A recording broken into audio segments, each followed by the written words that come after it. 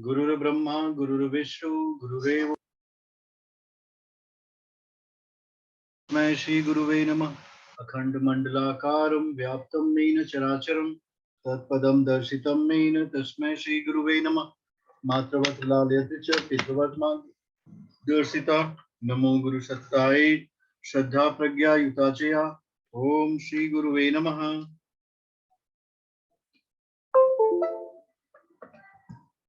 आप सभी विद्वजनों का स्वागत है लर्निंग की इस क्लास में।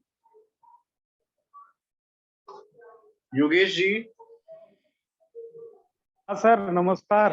नमस्कार। हरिओम सर। आपको कोई कॉल आई कि नहीं आई? नहीं, आज तो लगता नहीं आई है सर। कोई इशू चल रहा था, रिजॉल्व हो जाएगा तो आएगी। काफी कॉल आ रही है उसमें। Okay sir, okay sir. मेरा लॉक हो गया है, पता नहीं, मैं नहीं कर पा रहा हूँ। मैसेज आया लेकिन मैंने उत्तर ही नहीं दे पा रहा हूँ उसमें, ये दिक्कत हो रही है। किसमें? मेरे पास में गुरुजी, मैं शुक्ला बोल रहा हूँ। हाँ बोलिए शुक्ला जी। तो मेरे पास में जैसे मैसेज का वो आता है कि यहाँ का जन्म है, ये है कोई, और हाई करके मैसेज लिखता है, लेकिन मैं उसको रिप्लाई नहीं दे पा रहा हूँ। मेरी समस्या ये आ रही। चैट में प्रॉब्लम चल रही है, चैट बंद कर दीजिए और आपका नंबर जो है, कॉल आती है आपके पास कि नहीं आती? कॉल नहीं आती है, मैसेज वाला सिस्टम आता है। चैट को भी बंद करके रखिए। अच्छा, चैट बंद कर दूं? हाँ, चैट में भी इशू जा रहा है। कॉल्स आएगी, कॉल ओपन करके रखिएगा। वीडियो कॉल भी ओके डन, ठीक है तो चैट बंद कर दूंगा। बंद कर दीजिए। ठीक है गुरुजी।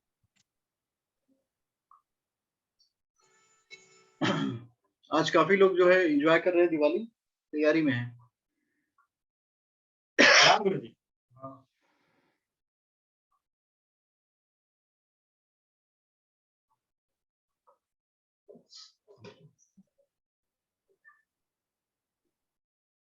राजीव जी कैसे हैं?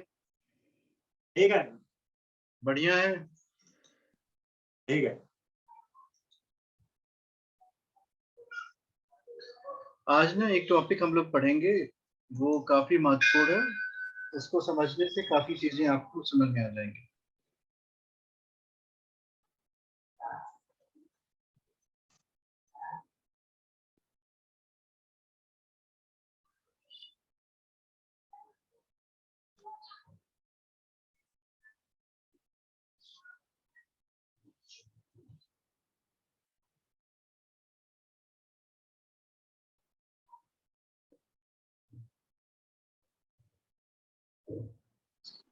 देखिए, जब भी हम लोग कोई चार्ट खोलते हैं ना, तो ये लग्न कुंडली कुछ इस तरह की बनती है। ये लग्न कुंडली, ये वाली। इसमें जो भाव होते हैं उस पे ग्रहों का प्रभाव में एक टॉपिक आता है, ग्रहों की दृष्टि। वो काफी महत्वपूर्ण होता है, ग्रहों की दृष्टि।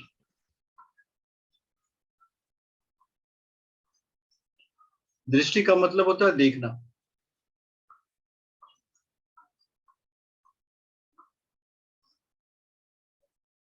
जब भी कोई ग्रह किसी भाव को देखेगा तो वो प्रभावित नहीं करता। जैसे हम लोग भी, मान लो इस क्लास में बैठे हैं, अपनी क्लास में भी लोगों की दृष्टि इधर उधर जाती रहती है। तो जो दृष्टि होती है, देखना होता है, वो प्रभावित करता है भाव। और प्रभावित कैसे करता है?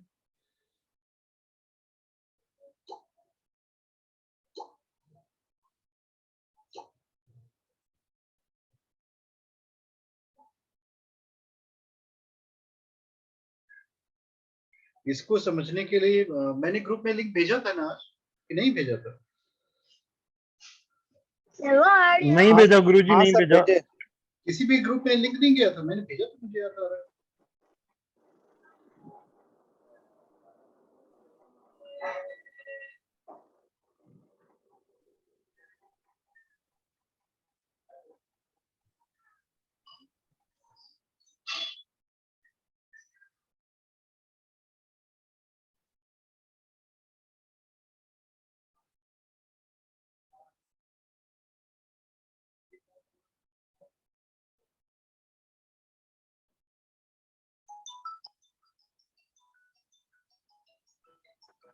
गुरुजी नहीं है लिंक।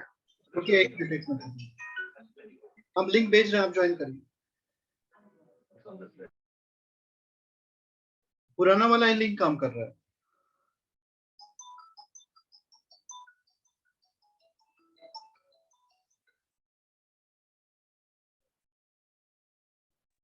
मैंने भी पहले वाले किए। सेम लिंक काम कर रहा है।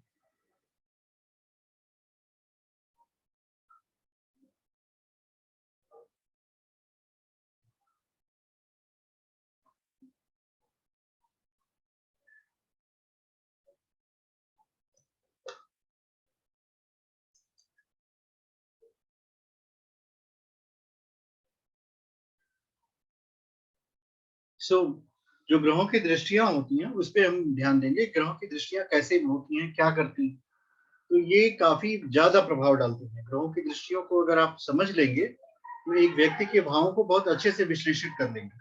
तो उसमें होता क्या है, देखिए, हर ग्रह, जैसे हम लोग अपने सामने की तरफ देखते हैं, तो हर ग्रह के पास जो है एक दृष्टि होती है, सातवीं दृष्टि। ये सबके पास होती है, जितने भी प्लैनेट हैं आपके, उन सब के पास सातवीं दृष्टि होती है। जैसे आप लिख लीजिए, सूर्य लिख लीजिए, चंद्रमा, मंगल, बुध,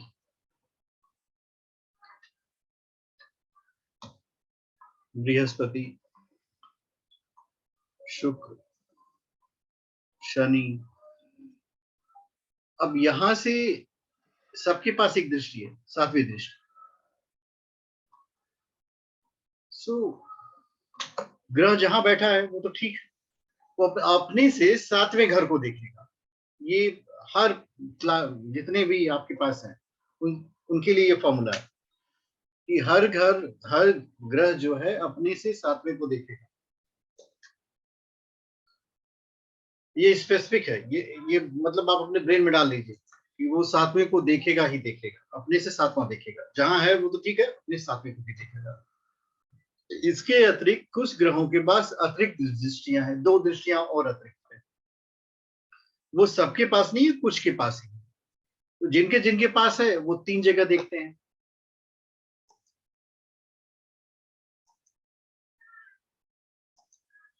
जो 3 प्लेसेस पे देखेंगे तो वहां भी अपना प्रभाव दिखाएंगे। इसको ब्रेन में रखना बहुत आवश्यक होता है। जब भी कुंडली का विश्लेषण करें तो ग्रहों की दृष्टियां बड़ी प्रभावित करती हैं।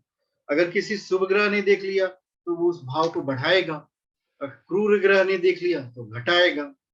तो उसकी स्ट्रेंथ को आप मेजर कर सकते हो कि इस भाव की कितनी स्ट्रेंथ होगी दृष्टि के बेसिस पे।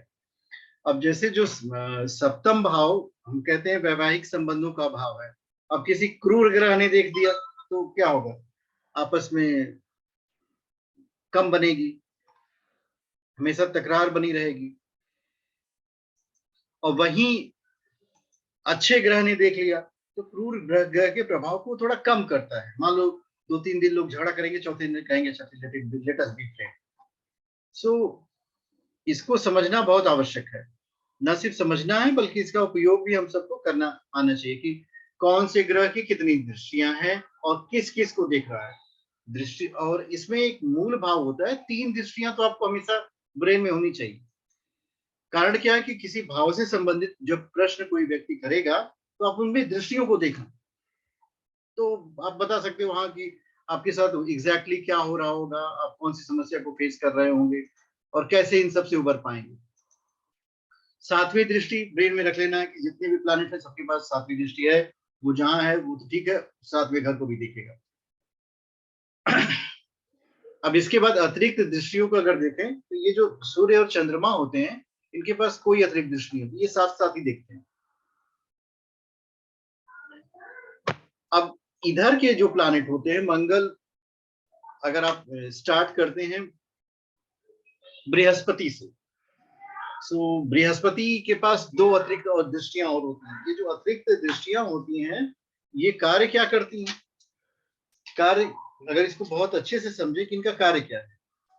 इनका कार्य है कि व्यक्ति की मनोभूमि में सुख और दुख का बैलेंस लेके आना है।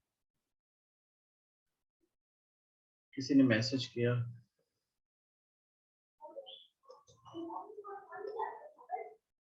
क्लास अभी अभी शुरू आया ना जी,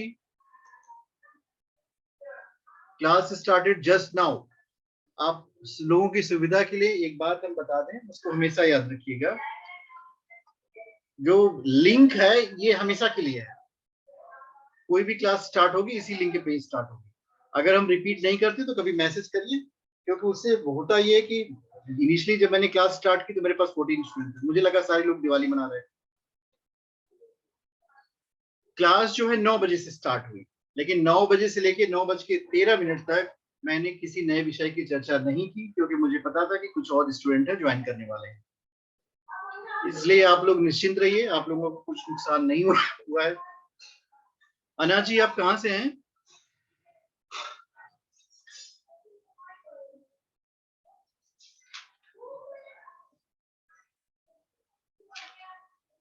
अना जी मेरी आवाज आ रही है आपको?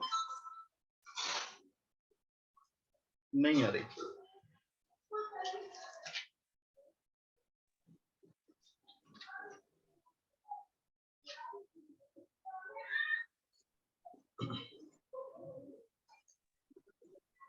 आप कोलकाता से, ठीक है, हम लोग लास्ट में डिस्कस करेंगे। एक और कनिका जी, उनको भी ज्वाइन करने लीजिए, नहीं तो दृष्टियां खराब हो जाएगी।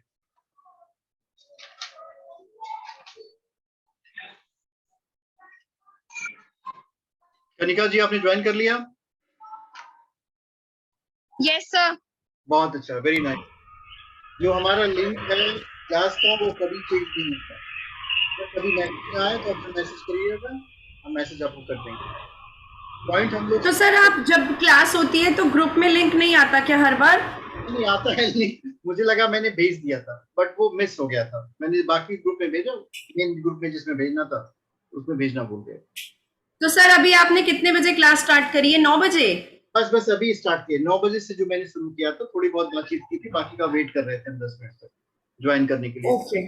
स्टूडेंट के नंबर कम थे, मुझे समझ में नहीं आया क्यों हुआ, मुझे लगा कि सब लोग दिवाली मना रहे हैं, बट इट वाज एरर। देखो सर, मैं खुद भी सोच रहा था कि शायद आज कहीं पर छुट्टी तो नहीं हो गई है जल्दी से।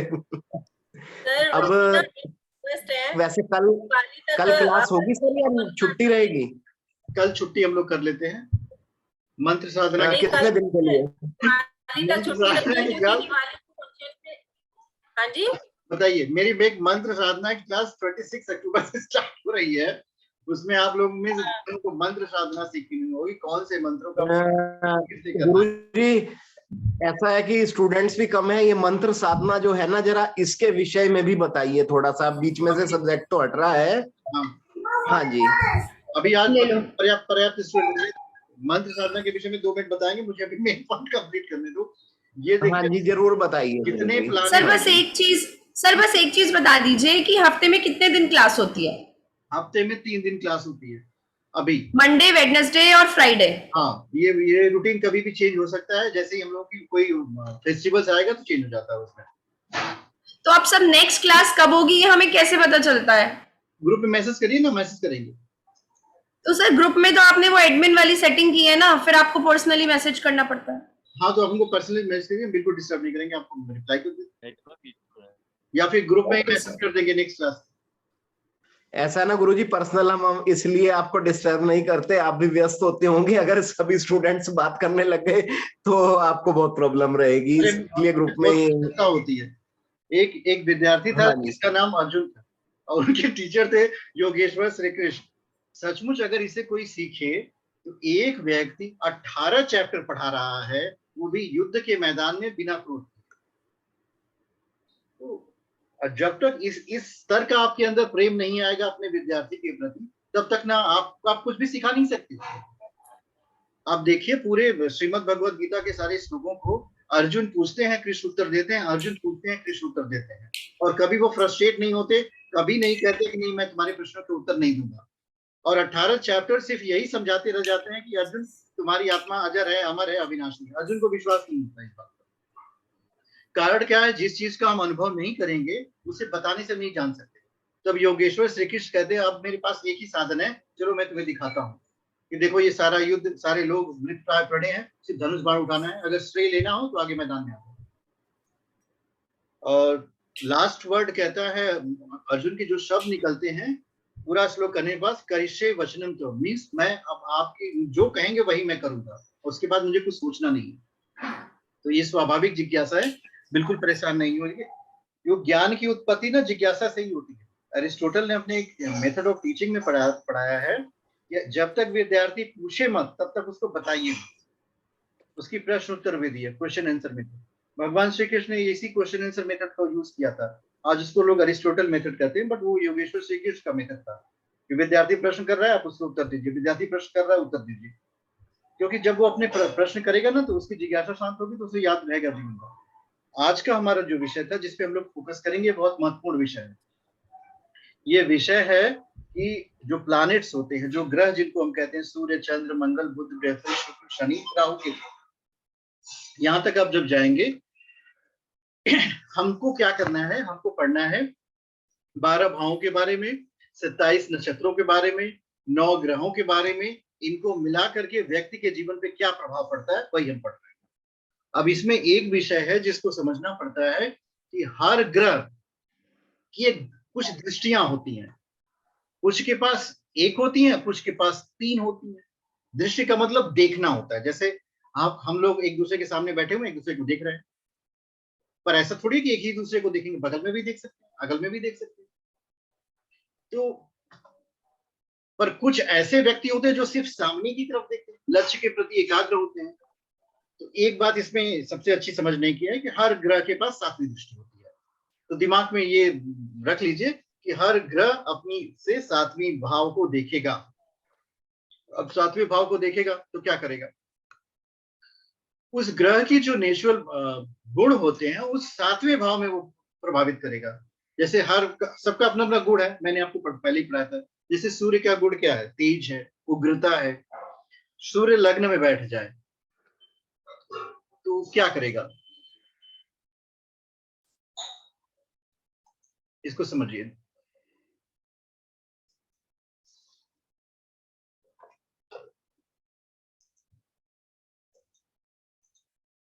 अब इस चार्ट को में कुछ बातों को आप एडिट कर लीजिए ब्रेन में। ये किसकी गाड़ी है?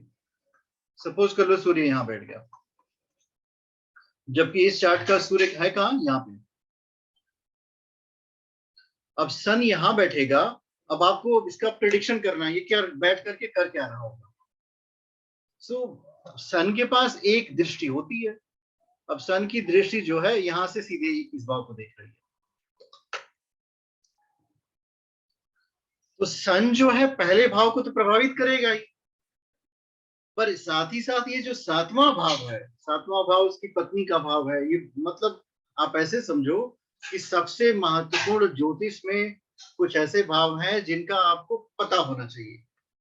ये जो हमारा जीवन विवाह के बाद चलता है, आज विवाह से पूर्व चलता है, दोनों ही बड़ा अजीब होता है। पहले वाला जो है बहुत इंजॉयमेंट होता है, दूसरे को कहते हैं शादी के कुछ वर्ष बाद बहुत तकलीफ हो रही है, बता भी नहीं सकते।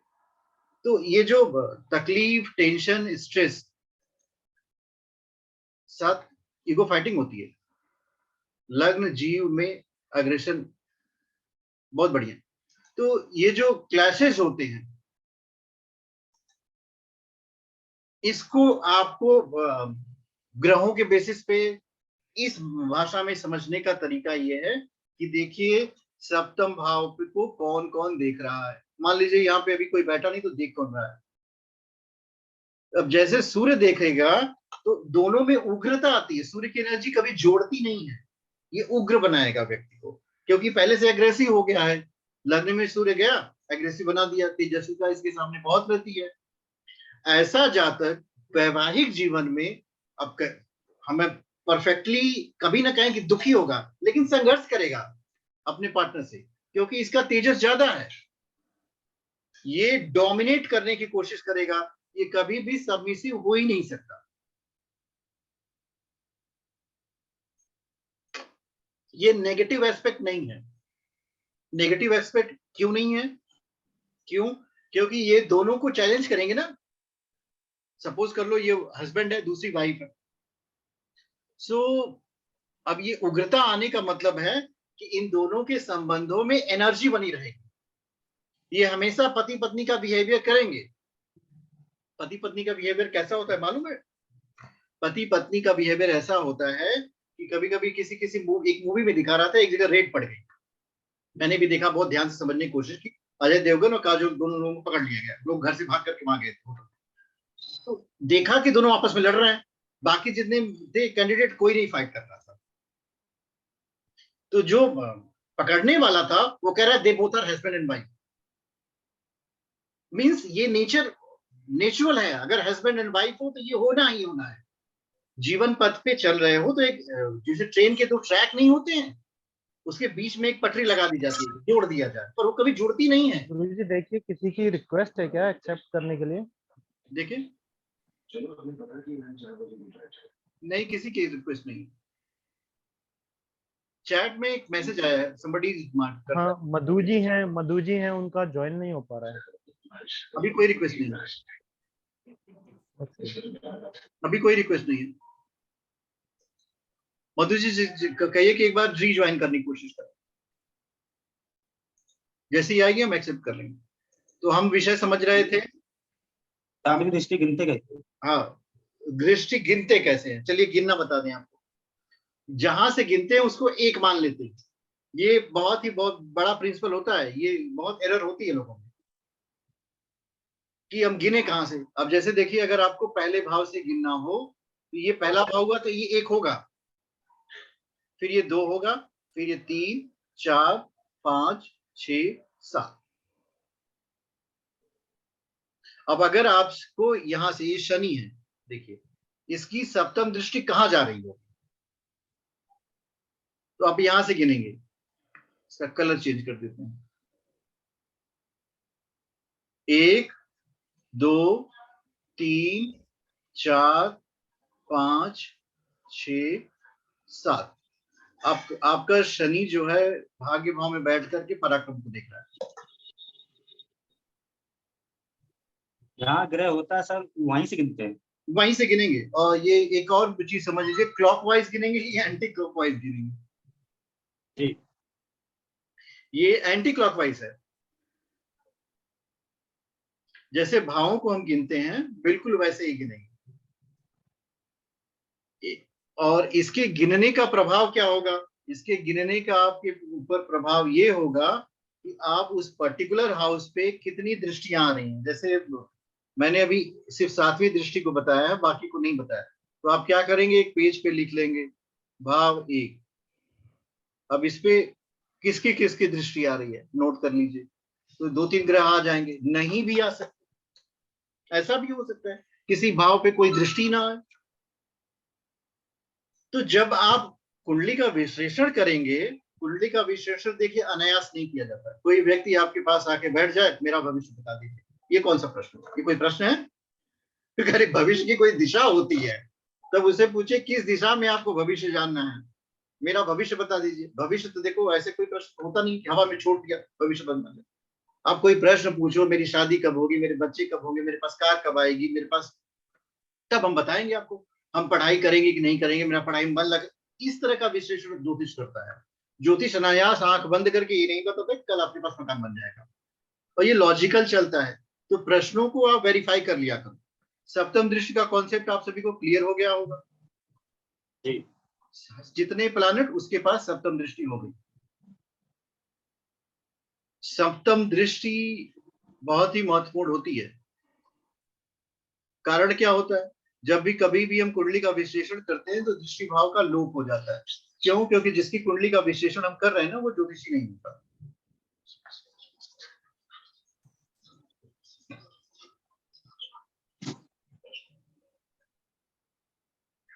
अब इसके बाद कुछ प्लैनेट के पास एडिशनल दृष्टियां हैं। एडिशनल दृष्टियों को हम लोग समझे, ग्रहों की जो एडिशनल दृष्टियां होती हैं उनका भी कार्य वही होता है जो सप्तम भाव का होता है। पर ये एडिशनल दृष्टियां भी बहुत महत्वपूर्ण भूमिका निभाती हैं। ऐसे समझिए कि कुंडली के विश्लेषण में बिना दृष्टि के आप आगे नहीं बढ़ सकते। दृष्टि को आपको चेक करना पड़ेगा, तो उसको भी हम लोग समझ लेते हैं, एडिशनल दृष्टि को।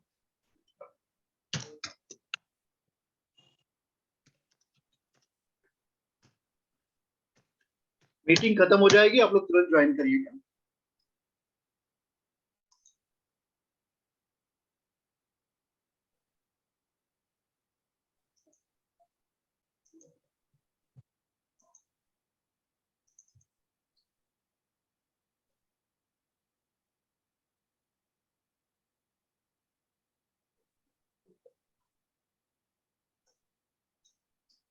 ये वाला स्क्रीन आप लोगों को दिख रहा है? जी जी गुरुजी दिख रहा है। हाँ, ये वाला देखिए।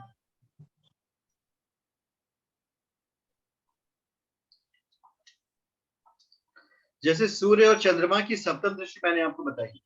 अब इसके बाद होता क्या है, मंगल के पास जो है 4, 7, 8, मंगल अपने से चौथे को देखेगा, 7वें को देखेगा, 8वें को देखेगा। अब एक फॉर्मूला अपने पास रखिए, अब याद करने का तरीका। मंगल में कितने अक्षर हैं? 4 3 3 है, तो 3 में एक जोड़ दीजिए, 4 हो गया। 4 का दुगना कर दीजिए, 8 हो गया। बृहस्पति जो है, जैसे शिक्षा का कारक होता है, और कुंडली में कौन सा भाव शिक्षा का कारक होता है? 5वां। आपकी कुंडली का 5वां भाव जो है प्रेम, संतान, शिक्षा, इन सब के लिए महत्वपूर्ण भूमिका निभाता है। और गुरु जो है इन सब का निचुअल कारक है, तो गुरु के पास पंचम दृष्टि होती है, और पंचम के बाद एक अतिरिक्त दृष्टि नवम होती है। गुरु व्यक्ति के भाग्य को बदल सकता है। आप में से कोई भी व्यक्ति अगर अपने जीवन में बहुत कष्ट आ रहा हो, बहुत दुखी हो, उसकी इच्छाएं नहीं पूरी हो पा रही हो, तो आप सिर्फ एक ही काम करो, अपने गुरु को बलवान करना शुरू करो।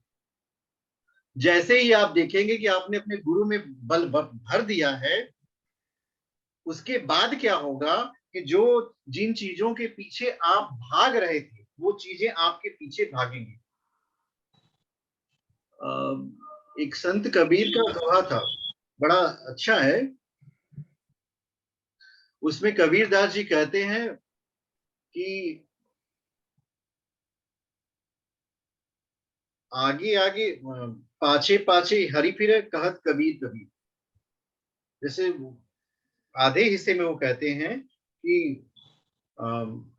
कबीरा मन निर्मल भया, जैसे गंगा नीर, पाछे पाछे हरि फिरे कहत कबीर कबीर। ये बड़ा उल्टा भाव है। लोग भगवान के पीछे पीछे भागते हैं। कबीरदास ने कहा कि हम ऐसा नहीं करें, हम भगवान के पीछे पीछे नहीं भागते। वो कहते हैं कबीरा मन निर्मल भया, जैसे गंगा नीर। कबीरदास जी ने अपना मन इतना साफ कर दिया जितना जैसे गंगा जी का पानी है। तो पाछे पाछे हरि फिरे कहत कबीर कबीर। देखिए, रिवर्स ऑर्डर में भगवान को उन्होंने पकड़ लिया। लोग आगे से भगवान को पकड़ने की कोशिश कर रहे थे, भगवान आगे आगे, लोग पीछे पीछे। उन्होंने कहा नहीं, हम ऐसे नहीं पकड़ेंगे, भगवान हमको पकड़ेंगे, हम जहां जहां जाएंगे भगवान हमको पकड़ेंगे।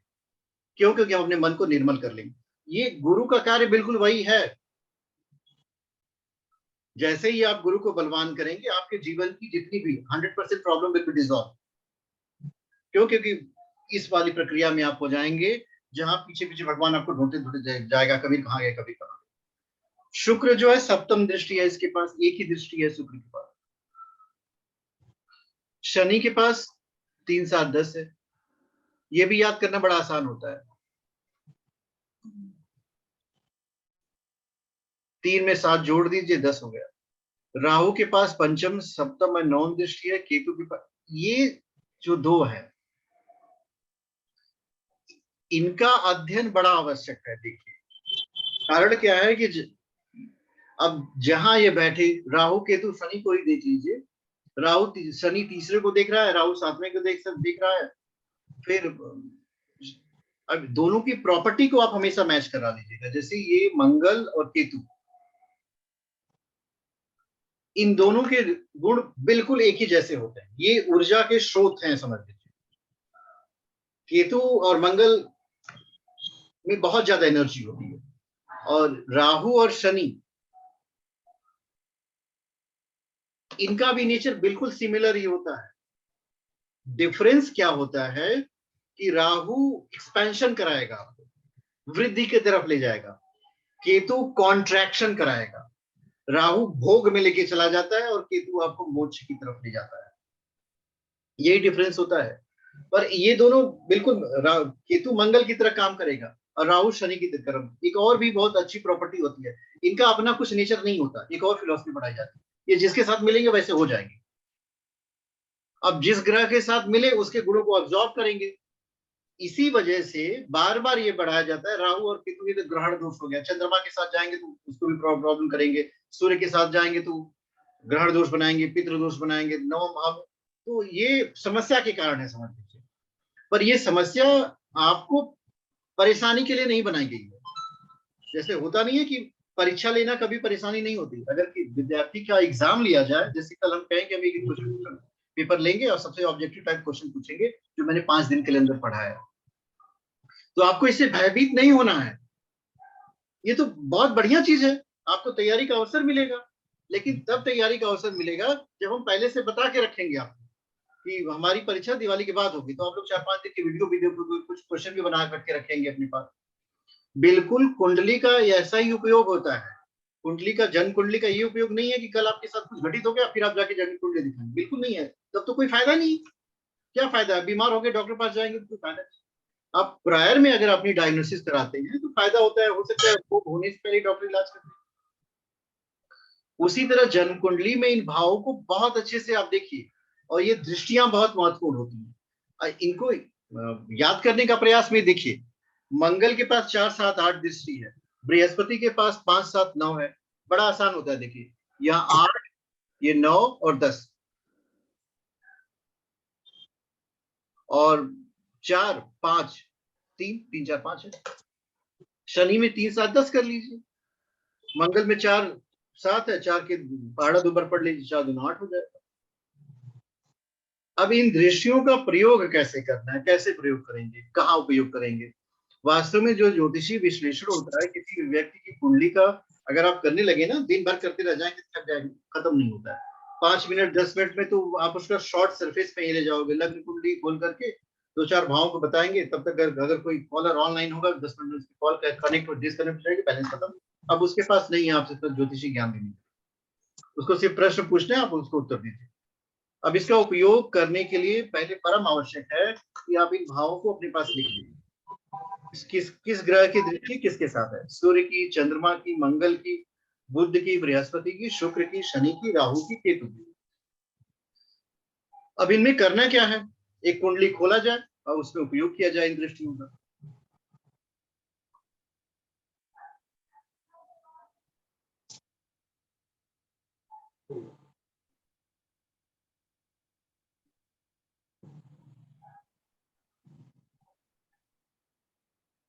ये कुंडली दिख रही है आप लोगों को?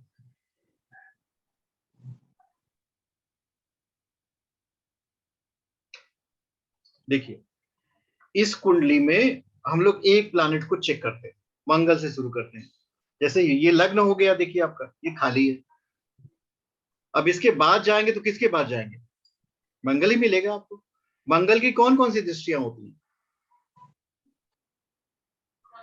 4, 7, 8 4, 7, 8 होती हैं। अब यहां से देखिए, बहुत अच्छे से समझिए। 1, 2, 3, 4, 5, 6, 7, 8। अब अगर मंगल की दृष्टियों को हम देखें तो 4, 7, 8 है। तो हम देखिए, ये है मंगल का प्रभाव। मंगल इसको भी प्रभावित करेगा,